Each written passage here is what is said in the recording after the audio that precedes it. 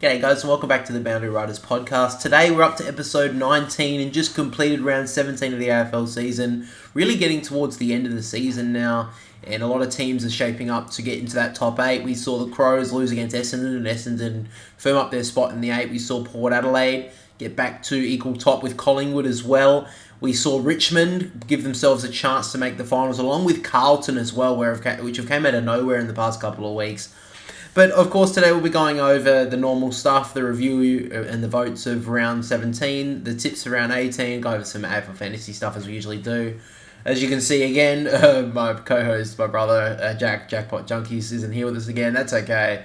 He's got work, and that's obviously way more important than this. But we also did a video that came out today as I'm recording, so yesterday as the podcast comes out, of some new trade rumours. So if you guys want to check that out, it's just on the channel right now, so just click around and you'll be able to find it. But that was a really interesting video, and he's involved in that one, so if you miss him, if you miss his voice, then he'll be on that.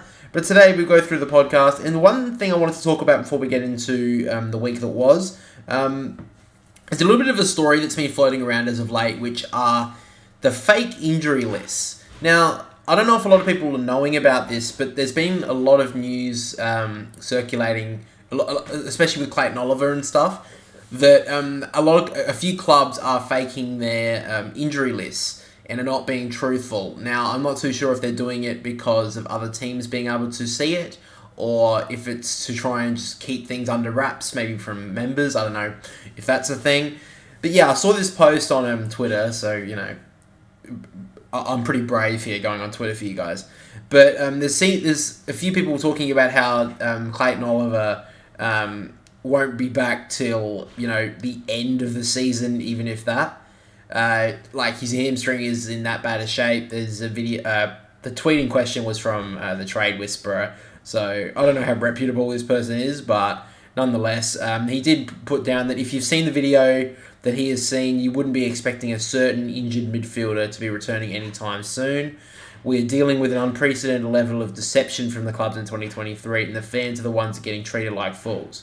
So he's basically indicating towards Clayton Oliver, saying that he won't be coming back anytime soon. And there is a little bit of truth to this, because one player in particular that's been going on for quite a while now is a player for Essendon named James Stewart.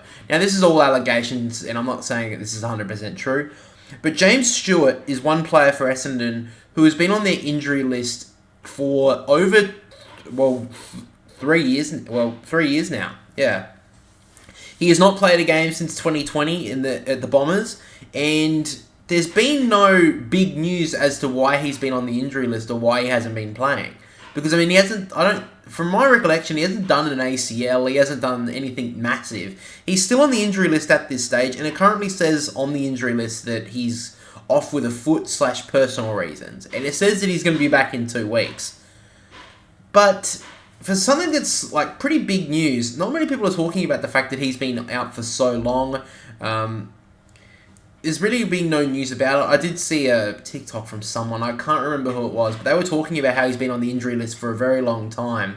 And there's really been no news as to why he has been injured for so long. Because, you know, when we see a player get an ACL injury, even if it's just not like a big known player, like, for example, when Sydney, Alex Johnson, for example, not a big name, but you did used to hear every now and then, like, how long, because he was on the injury list for so long, like, why he's been on there. And it's been very interesting that they've been almost radio silent, Essendon, on why James Stewart has been on the injury list for this amount of time. I mean, for a guy who is a pretty talented player when he was playing, to have not played a single AFL game or a VFL game, I believe, since 2020, that is a massive amount of time. Like, I mean, if he was out of form or he wasn't playing that well, like, surely they would have delisted him. So it's very strange about that sort of thing. And if you guys have any sort of news about the injury list and that sort of stuff, feel free to let me know. But at this stage, a lot of AFL clubs somewhat are lying to the supporters if they're not telling them the outright truth. I think if they did want to keep it under wraps, I think that's fair enough. But at least come out and say, like, from now on, this AFL club isn't going to be revealing their injury lists, or aren't going to be telling us the length of them. Because also another club that does it is Geelong. For quite a while, they weren't revealing how long players are out. They're actually saying, like, it's a small. They were just saying short term, medium term, or long term on their injury list. And I think the AFL kind of got a caught onto that and kind of told them to stop that. But it's very interesting that, especially this year, a lot of clubs are being very sheepish about their injury lists. And I just thought it would be an interesting topic to talk about today. But considering we've got some other stuff to talk about, I think that's all we've got really to say. With no one really to talk to, it's kind of hard to just ramble on for a few moments. So what we'll do now is we'll get into the week that was, and we'll get into the weekly votes. Now, as we do every single week, we go through the 3-2-1 votes of every single game for the round. And at the end of the season, we will be doing a live countdown of the votes, as like the AFL do with the Brownlow. But as I say every week, this is way more important because we're making it. But nonetheless, this is also not exactly 100% a midfielder's award. I mean, of course, it can be, like if they are the best on the ground.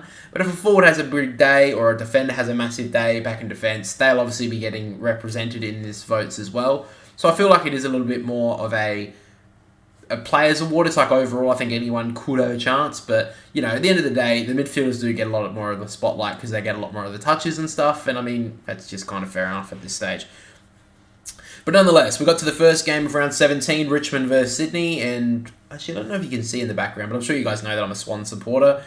Very disappointing second half from Sydney. I was very disappointed to see it. I thought that we were going to come out and give ourselves a real chance to push towards the finals, and we showed no fight, no nothing. I do think the Nankervis hit was very dirty. I think that did change the game, and the thing is, he's only going to get 3 weeks, maybe 4, because of the goey hit. But I think the AFL should be stamping this out immediately. For a player to run past the ball and hit someone in the head, he went for it pretty much. I mean, that was a deliberate hit. It's not like he was trying to go for the football. That was a dirty play from Toby Nankervis, and he should be getting weeks for that. Like, he should be getting more than 4 or 5 weeks. If they want to be serious, the AFL, I know that they gave Degoe 4, but if they should be making a stand. Players are doing this now. We need to make a massive stand. Give him 6 weeks. Give him 2 finals to think about it, because that was a dirty look. That was terrible for the AFL, and no one wants to be known for that. And I can't believe that Andrew McWalter was more than happy to say that's how he plays. Yeah, bro. We want him to like run around and just elbow bastards in the head. Like, come on, that was shit. But anyway, 3-2-1 votes. In the votes in this game, I gave 3 votes to Errol Goulden, 2 votes to Shea Bolton, and the 1 vote to Jack Ross. Now, Errol Goulden was brilliant on the wing once again. I'm a little bit surprised that a lot of teams aren't tending to tag him at this stage. I guess the tag is kind of out of fashion at this moment, especially for a team like Richmond. But he was very, very good in the first half, and I think he was probably Sydney's best in the second half as well.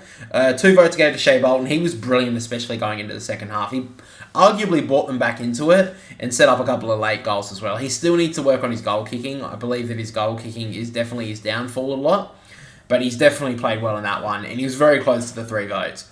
And the 1 vote I actually gave to the sub in this game, which was Jack Ross. Obviously, Jack Ross. Obviously, he did come on very early because of the injury to the kid in Jack Bauer, and that really sucked.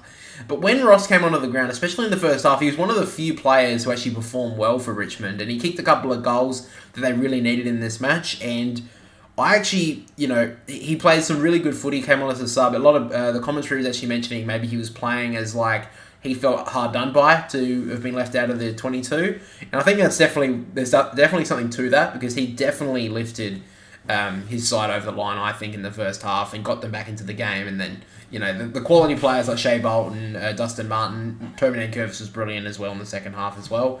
And I think he was definitely the catalyst to start that off. After that, we get to Western Bulldogs versus Collingwood on Friday night. The Bulldogs, again, they are incredibly disappointing. I remember saying at the start of the year that this is a do-or-die year for the Bulldogs. They should be making top 4 with the list that they have, and now they're teetering on the 8. And they are just such a teasing team. I think the biggest teasers in the competition. And again, they couldn't perform in the big stage. They had a good start against Collingwood, but again, they got a bunch of goals kicked against them, which is their downfall since the 2021 Grand Final. And look, against a quality team like Collingwood, you got to perform, and they didn't. But nonetheless, nothing taken away from Collingwood. They were brilliant in this game. Led by the Dacos brothers. They were brilliant. Nick Dacos is just hitting new heights in the past fortnight to last month or so. Playing through the middle of the ground, which I didn't really think he could do, but he's doing brilliant in there. And that brings us to the votes. 3 votes went to Nick Dacos, 2 votes went to Isaac Quaynor, and the 1 vote went to Josh Dacos. Now, Nick Dacos, like I said, was brilliant in that game. He pretty much sewed those up pretty easily for me.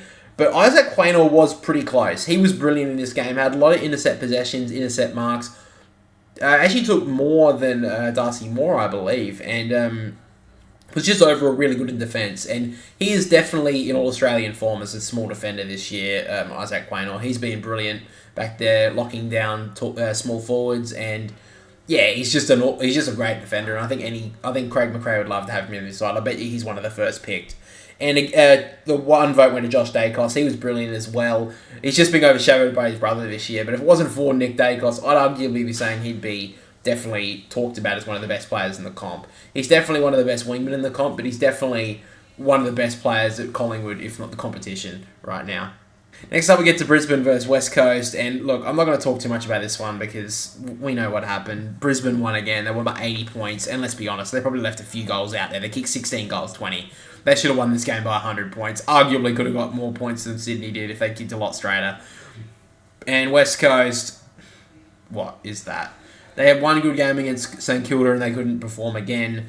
Not really surprised by that. Let's just get to the votes. 3 votes gave to Jack Dunstan, 2 votes to Lachie Neale, and the 1 vote to Hugh McCluggage. Jack Dunstan, after his little pre-season that he had mid-season for the Lions, took himself out of the side for himself. And, I mean, look, it's against the West Coast, so you can't take a lot of knowledge into this, but he kicked 6 goals, and against any team in the AFL, that can always give you a lot of confidence and could be a good catalyst for the rest of the season to get him on and get him going. Lachie Neale got the 2 votes. He was very good again. He's been very good since about, a third way through the season. He's definitely found that form back that he needed to get to. And, he's definitely leading that midfield once again. I wouldn't say he's in that Brownlow form, but he's definitely finding that form that has been... he has kind of left behind this season, earlier in the season. And the 1 vote I gave to Hugh McCluggage. He was very good again. He's been very good in the past few weeks, even though a very weird start to the season. Did not play very well at all when he was really in All-Australian form last year. But unfortunately, they picked Wingman in that team. But he was very hard done by not make the All-Australian team last season. And he's really been left behind this season in the team. But he definitely found some form in the past few weeks. And Brisbane, good percentage booster. Helps them keep that top 4 spot pretty well secured at the moment. I don't think they'll lose it now. They've got 3 games on 5th spot, so they should be fine now, the Lions. And I think it's going to be a little bit difficult because they don't seem to win games away from home. So I don't know how that's going to go, but they definitely got it in a pretty secure spot right now. Next, we get to the Giants versus Hawthorn, and the Giants had to gruel this game out, but they won it, and they got 4 wins in a row, and are now right up there with the top 8. That, surprisingly enough, they've done brilliantly in the past pretty much 6 weeks. I think they've won 5 of their past 6 games and last 4 in a row. But they did have to grind this game out against Hawthorn. There was a bit of a chance for Hawthorn to get one late, and who knows, maybe if James Sicily was in this side, they could have been a little bit more secure down back. But one player who was secure down back was Sam Taylor. He was brilliant in this game. He would be making the All-Australian team for the Giants if it wasn't for the fact that he was being injured. But even then, Jack Buckley has been brilliant for the Giants back there with Taylor's absence. And now that they're both back there, they've got to build the team around that. Those 2 pillars in defence are going to be massive. I don't think I've seen a defensive duo, young duo like that in a very long time, and that's going to carry their team for a very long time, the Giants, if they can hold them. But nonetheless, we get to the 3-2-1 votes. 3 votes go to Stephen Coniglio, 2 votes to Sam Taylor, and the 1 vote to Kieran Briggs. Stephen Coniglio was massive in this game, and was only because of how good he was why Sam Taylor didn't get the 3. He kicked 3 goals, had, 29-30 touches. He's finally found that form that he had 5 years ago, just before he got the captaincy. And now that he's playing hard midfield, he's just been insane this year, Stephen Coniglio, and was very good in this one. Sam Taylor, like I mentioned, was brilliant for the Giants in this one. A lot of intercept possessions as he's just prone to do, just being always in the right spot. And not only that, but he plays against his opponent brilliantly. I don't think I've seen a defender. I think he's arguably the best defender in the competition. Now, that's a big call because, you've got people like Darcy Moore and stuff, and I think he's very good as well, obviously. But I think as a defender overall, I think Sam Taylor is probably a team you can build around. If I was starting up a team right now, Sam Taylor would be up there with one of the first players I would be picking for my side. And the one vote I gave to Kieran Briggs. Now, this guy, my brother doesn't like because I picked him in fantasy when he's right down below, and we'll get to that a little bit later about how, fantasy points-wise. But he was brilliant in the midfield, and he's been one of the highest-rated players in the past 6 weeks. And for a ruckman who was in the VFL, 7, 8 weeks ago, this guy is playing some insane football in the ruck, and who knows where he would be at the start of if he played at the start of the season, because he has been brilliant for the Giants, and it's been a spot for them that they've really found it hard to fill since Shane Mumford. So I think if Kieran Briggs can lock down that spot, which it seems he can, then I think that's really good, especially for salary cap wise, because he wouldn't be getting paid too much, and they could definitely lose a couple of ruckmen around him that they can build their midfield around a quality ruck. So next game we get to St Kilda versus Melbourne at the Marvel Stadium. Sorry. But nonetheless, at Marvel Stadium. St Kilda just can't win the game, can they? They've just can't attack. They only get 8 goals in this one. They struggled against Melbourne. This was a real chance to beat a team who hasn't been in the best of form, and they just couldn't do it. And I don't know where St Kilda are right now. They're definitely that team that a lot of those bottom 10 teams who are fighting for that top 8 spot would be thinking we can knock them out. That's the team that we can take out this season. And St Kilda would be very, very nervous right now because they are on the knife's edge of missing the 8. But on the other hand, Melbourne were quite good. I don't really know if Melbourne can challenge for the premiership at this stage. They're not playing that well. But they made a couple of different changes this week. Obviously, they did miss out on Bailey Fritsch because he's injured probably till the end of the season, probably till the final series at this stage. So they chucked Christian Petrarca up forward, and he was very good. He got 4 goals straight. And as a player who's been playing predominantly midfield for the majority of the season, for him to sacrifice his game and play a role up forward for the Demons really shows how selfless he is, and something we really haven't seen from Petrarca, and the one thing he did do was convert. But nonetheless, the 3-2-1 votes. 3 votes go to Stephen May, 2 votes to Rowan Marshall, and the 1 vote to Jack Steele. Now, Stephen May was brilliant in defence once again. He was a little bit helped by the fact that Max King went down with 5 seconds in the first quarter. So he was a little bit helped by that. He didn't really have to play on an opponent, but he was brilliant, and St Kilda just couldn't get past him. 2 votes I gave to Rowan Marshall. I think he should be in the talks for the All-Australian in the ruck. I know Tim English has pretty much got that spot locked up right now, but Rowan Marshall was definitely had an unheralded year, and he had 30 touches in this game, and as a ruckman, that is insane. Had a lot of clearances inside 50s. He's just a very good ruckman, and St Kilda are very lucky to have him. If I think some clubs need to start looking at maybe a Rowan Marshall type, because I don't know why he's not talked about more in trade period, because I don't really know how much he's getting paid, but if he's not, I don't think it's enough at the moment. But anyway, nonetheless, Jack Steele gave the 1 vote. He had about 12 tackles. It finally showed some defensive pressure from Jack Steele. I thought he was injured. I got rid of him from my fantasy team last week, and he goes 140 or something. Very disappointed by that, but he was very good, and Christian Petrarca was on what he was 4th here. He was very close, but I did give it to Jack Steele because I do like the defensive pressure acts, like tackles and stuff, and he was very good. And if he can find that form for the Saints, that would definitely help them push towards the finals later in the season. After that, we get to Port Adelaide versus the Gold Coast, and Port Adelaide just outmuscled the Gold Coast Suns in that 3rd term and was just able to outclass them in the end. Gold Coast were better, but it's unfortunate because Stuart Hughes his days are numbered, unfortunately. If Damien Hardwick wants that job, he's gone, unfortunately. But Port Adelaide they've got 13 wins in a row now. I think they need to be talked about a little bit more. I don't think they're being talked about enough as a club and as a premiership contender. I know they are 2nd, but everyone's just talking about Collingwood. I think Port are a genuine chance at the moment. They are playing some really good footy, and even when they're down in some games, they just find a way to just battle out a win. And that's what they did here. They had a very poor first half, but they were able to just scrape home some goals. And then when they had the chance, they took it in spades in that 3rd term. And they were led by their inspirational midfielder, young guys, Zach Butters. But in this game specifically, it was Connor Rozee. He was brilliant in this game. And it's going to be tough, because obviously the midfield is very tough to get into for an All-Australian. But him and Zach Butters, I think, should be in that All-Australian midfield. Not just on the bench, or not just a half forward, just to fill up some spots. These guys deserve to be in the midfield, because they are playing some insane footy at the moment. But let's get to the votes. We got the 3 votes to Connor Rozee, 2 votes to Jared Witts, and the 1 vote to Aliir. Like I said, Connor Rozee was brilliant. Kicked 2 goals.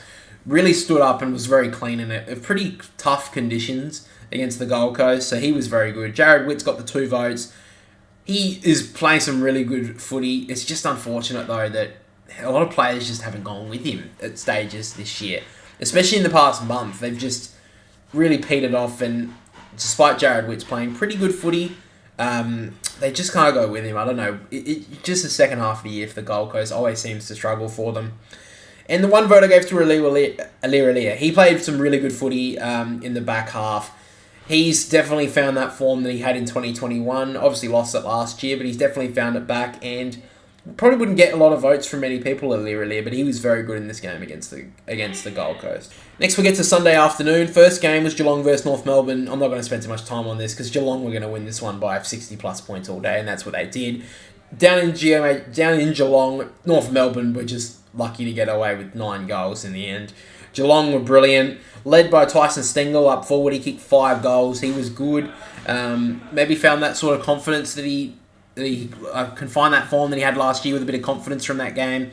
5 goals from a small forward is a good bag, so great to see him get some goals. 2 votes to Brian Myers, get 32 touches as a half forward. I don't think that's very well heard of, and he didn't even get a goal. So great play from Brian Myers, and I think he just signed a 3-year deal with the Cats. So that's good to see as well. And the 1 vote I gave to it's probably seeming like I have a favouritism towards him, but Tom Atkins I gave the 1 vote.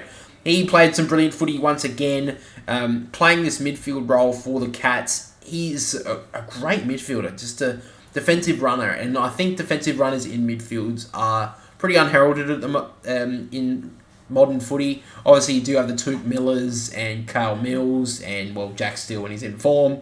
Yeah, they don't get as heralded as much as the highlight midfielders as well, like the Bonds and Pellies and stuff, who get their highlights and get those goals. But they are so valuable to a team, and Tom Atkins is definitely standing up in the absence of Cam Guthrie and that this year. Next, we get to the Bombers versus the Crows, and the Crows, once again, can't win away from home. They are going to struggle to... I think they're probably going to scrape home to finals this year, because they will win their games at home.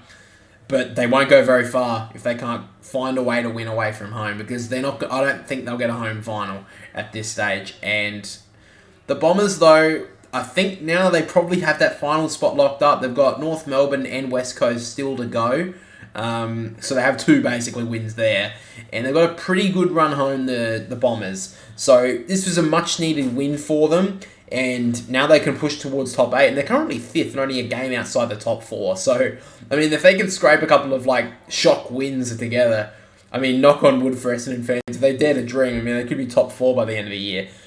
But, I'll get to the votes. 3-2-1. Zach Merritt got the 3, Nick Martin with the 2, and Peter Wright with the 1. Zach Merritt, he is one of my favourite players to watch this year. He plays a defensive axe that he really hasn't done a lot in his career, but when he got his captaincy, I think a lot of people would have questioned it, but he has stood up in spades. A lot of players can kind of come off when they are chosen as captain. They can't really take the responsibility, but Zach Merritt seems to embrace it, and he's just been brilliant this year. And he was brilliant against the Crows, especially in the first half when... the game was there to be not there to be won, but he was definitely probably just in the big moments he was there for the Bombers, and it was really good to see. Nick Martin got the 2 votes, was a little bit quiet against Port Adelaide last week, but definitely stood back up to that form that he has had for at least 2 months, and has definitely been talked a lot about that All-Australian spot for him, so great to see him play well. And the 1 vote we gave to Peter Wright. Peter Wright could have had a 3-vote game if he kicked straight. The 3-goal 3 was good around the ground. He just needs to convert, and he's going to be a star. Peter Wright obviously kicked the 50 goals last year. Injury hampered him for the first half of this year, but if he can hit his strides towards the end of the season, Essendon could be anything. In the final game of the round, we get to probably the biggest shock of the round, which was Carlton against Fremantle. Went across to WA, and Carlton get a massive win. Not only did they beat Fremantle, but they pretty much smashed them. They won by 53 points in the end, led by Mackay and Curnow up forward. Didn't get to the 100 Carlton, so probably wasn't... I don't think that would have mattered. It wasn't really the best conditions, but nonetheless, Fremantle have just shot themselves in the foot with the final chances. They had a really good 4-week patch where they beat some really good opposition, and now they've just dropped off again. I don't know what Justin Longmuir is going to do, because I don't know how he can explain this. I've never really seen a team have these really up and down parts of a season, especially starting off poorly. You don't usually see a team just go straight up, talk about finals, and straight back down. But it seems that's what's happened to the Dockers. And, I don't think Carlton will make finals, and I think a couple of these wins are a little bit overstated. They beat Fremantle, who haven't been in the best of form, and they beat Hawthorn, which, again, aren't in the best of form. So you can't really read a lot into it, but nonetheless, Carlton won well in this one. Alright, so we'll get to the 3-2-1 votes. 3 votes came to Adam Chera, 2 votes to Harry Mackay, and the 1 vote to Luke Ryan. Adam Chera is actually finding that sort of form that Carlton fans would want. He's not having as many touches, but he's having a lot more bloody impact, and I think that's what Carlton want. He kicked the goal as well in this game. Got those plays around the ground, and, he can't... And, against the old side, that's a really good thing. That's a really good thing to show the crowd, but I think Freo will be a little bit dirty about the fact that he celebrated so hard when he kicked that goal, but I guess it's a little bit different. Like the Premier, when players move in soccer, they kind of keep it down packed, but when you leave in an AFL team, you go a little bit over the top, but let's be honest, I don't think that's a big deal. 2 votes to the Harry Mackay. He was very good in this one. He kicked 3 goals, 1, I believe. Don't quote me. But very good. And if he can find form with Charlie Curnow towards the end of the season, maybe for Carlton. I'm not going to say yes, but if they can both find form towards the end of the season, potentially finals could be on the cards, but I think they're a little bit too far away. And the 1 vote I gave to Liam Ryan. Now, I know they got beaten by 50 points, Carlton, but he had 35 touches, about 15 marks, a lot of intercept possessions, and I think Fremantle would have been smashed by a lot more if it wasn't for Luke Ryan being back there for the Dockers. But yeah, guys, that's the votes for this week. So now we'll get into round 18, and of course, we'll get into the tips. So to start off round 18, we have the Thursday night game once again. It is the Swans versus the Bulldogs at the SCG. As a Swans fan, I am so nervous that we're going to get flogged here. I think the Bulldogs are going to bounce back after a pretty poor performance last week against Collingwood, especially the second half when they could have had a chance to beat them. I think they're going to bounce back. Bulldogs are pretty good at the SCG. They don't really have any problems there. So I think the Bulldogs will win against the Swans, and I think the Swans are going to struggle to stay out of the bottom 4 this year if they don't start piling some wins together, if I'm being honest. After that, we get to Friday night, Melbourne versus Brisbane at the MCG. And look, if this was at the Gabba, I'd be picking Brisbane. But at the MCG, you can't pick Brisbane. This is a Melbourne game through and through. I can't see Brisbane going up to Melbourne, especially the MCG, and winning. They have won 1 game in their past 13. And that was that... I guess it wasn't in a final against Melbourne. I just don't see it happening. I can't do it. I'm sorry to Brisbane, but I think they're going to lose this one. But if Brisbane do win this game, they've sewn up a top 4 spot by 100%, and they've probably sewn up a top 3 spot at the very least. So Brisbane, I think, should on paper, I think they should win this game, but because this is at the MCG, I've got to go Melbourne. After that, we get to Saturday afternoon, Collingwood versus Fremantle at the MCG, and kind of like the Brisbane game, I can't see Fremantle winning at the MCG, especially against Collingwood. They're in such good form, the Pies, and Fremantle seem to have dropped back into their hole that they were in at the start of the season. Collingwood win this one, and I think pretty comfortably in the end. After that, we get to another Saturday afternoon game, Gold Coast versus St Kilda up at Heritage Bank Stadium. Very interesting game, this one. If this was in Melbourne, I'd be going St Kilda, but at the Gold Coast, it kind of gives a little bit of a 50-50 feel about it. The Gold Coast, 3 of the past 4 weeks, they've been well beaten, so they really have to stand up against the Saints. I don't know if they can do it. I think the Saints, will see that they need to win this one, and I think the Saints will get home. It does say here, though, on the points bet, at the moment, money odds are with the Gold Coast, so that's quite interesting. I guess the loss of Max King as well is going to be pretty detrimental to the Saints. We'll see how that rolls out towards the teams picked as well. We'll see how St Kilda are going to structure up, but at this stage, I'm going to go the Saints. After that, we get the Saturday twilight game, Carlton versus Port Adelaide at Marvel. I just think Port Adelaide at the moment are in such good form. I don't think Carlton can stop them. Although, in saying that, Port Adelaide have struggled at times against the really big forwards, and Carlton do have two of them. So if Mackay and Curnow can get on top of the Port Adelaide defence, who have lost Trent McKenzie as well, so they will be a little bit shorter down there, I do give Carlton a little bit of a chance here. But Port Adelaide also have a very good record at Marvel, so I'm going to go Port Adelaide. I think they should win this one pretty well. After that, we get to Saturday night, Geelong versus Essendon, and this is a huge game. Down in GMHBA Stadium, Geelong are obviously the favourites, but Essendon just have been able to compete against so many of the top teams this year. We've obviously seen them beat Melbourne as well this year, who are up top. I'd give them a big chance, the Bombers, but because it's in Geelong, I just have to pick the Cats. You can't pick against the Cats when it's down there. Also, I think the Bombers haven't played down there very often. I can't remember the last time they played down in Geelong, so it'll be very interesting to see. I'll probably be watching this game because it's a very good contest, and I think it's very interesting. But I think the Cats will win this one, and, a couple of goals, I would say.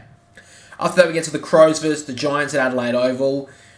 The Crows at Adelaide Oval are basically unbeatable this season. They won't win their games away from home, but they'll win them at home. Even though it is Lockie Whitfield's 200th for the GWS, and also they're in some really good form, I can't really see the Giants winning this one. I think their 4-run winning streak will stop here, and I think the Crows will win this. Then we get to Sunday Arvo, bottom, a couple of cellar dwellers up here. But anyway, North Melbourne versus Hawthorn at Marvel Stadium. North Melbourne, I don't think have improved much from last year, if I'm being honest. And I guess Alistair Clarkson hasn't been there a lot, so you can't really have too many gripes with North, in my opinion, because they haven't had their coach to coach them for most of the year. But nonetheless, I think that they should be doing a little bit better than what they are. And I think Hawthorn have actually improved a lot more than people would have expected, including me. And I'm going to be picking Hawthorn in this one to bring, probably about 2 or 3, maybe 4 or 5 goals, to be honest. And then finally, we get to the final game of the round, West Coast versus Richmond at Optus Stadium. Richmond have to get some percentage on this game. They've got a couple of easy games in the next few weeks for Tigers. Their percentage isn't exactly that healthy. It's under 100, and there's a lot of teams that are above them that have plus 115. So the teams especially that have to get in front of are Geelong, the Crows, and the Western Bulldogs, all who have over percentage over 100. So right now, the Tigers need to win this one and win it well. I'm not going to tell. Obviously, Richmond are going to win this game. I don't care if West goes through at home. This is going to be a bloodbath, I think. I think Richmond will get that percentage boost that they need, and they'll win this one pretty comfortably. Yeah, guys, that's the tips for this week. So finally, we get into the AFL Fantasy for round 17. Now, I had a pretty good week. Obviously not as compared to a lot of people, because some people just scored an insane amount. I finished 2,410 on, for the week. Was that for the week? Actually, no, it's not for the week. Hang on. What's my score for the week? The rank I got for this week was 3,308, and I still scored 2,438. So people are seemingly scoring a lot more points this year, which I guess that's just the way it goes. Maybe they'll lower the price next year, so then people find it a little bit more difficult to get the high price players that they want. But nonetheless, I did pretty well. My rank is currently 2,410, and I had some pretty good players this week. We had Dawson, Dacos, Stewart was pretty good. Zach Merritt was brilliant, 150. Goulden with 126. Nocky Neal with 127. Marshall with the 148. Cornelio with the 136. I had some really good scores this week. I was pretty disappointed by Sheasel's score of 52. I thought he should have done much better. Tom Green's lost a little bit of form as of late, and I don't know if that's just because the Giants are playing a little bit more different. I don't know, he just doesn't seem to be getting the touches that he had earlier in the season. And Ben Hobbs, I think the inclusion of Darcy Parish has kindly got to him, so we'll see how that plays out for the next couple of weeks. But I get to my trades, and my trades are, at the moment, I got rid of Lohman, who was the Brisbane rookie, for Cooper Harvey, who's obviously Boomer Harvey's son. And I got rid of Harry Sheasel for Ben Keys. Now, I'm not sure if they'll stay 100% those at this stage, because I don't know about Ben Keys. I think that he'll be playing more midfield time. I think that he did. The Crows played a lot better when he was in the midfield, especially in the second half against the Bombers. But at this stage, I kind of wanted to get something a little bit better, if I'm being honest.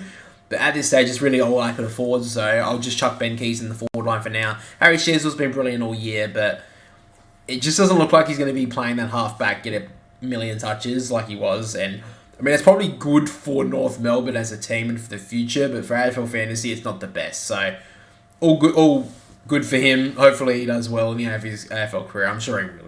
He's a gun of a young kid. But yeah, for now I just had to get rid of Sheasel. And the reason why I got Cooper Harvey is I think that he played quite well in his debut as well. But I think with the Boomer Harvey link, he'll definitely play some games throughout the rest of the season. Might as well play the kids, I guess, if I'm Brett Ratton and Alistair Clarkson when he returns. But yeah, that's my trades for this week, guys. And that is the Boundary Riders podcast for for episode 19. We're getting up on episode 20 now and pushing towards the finals.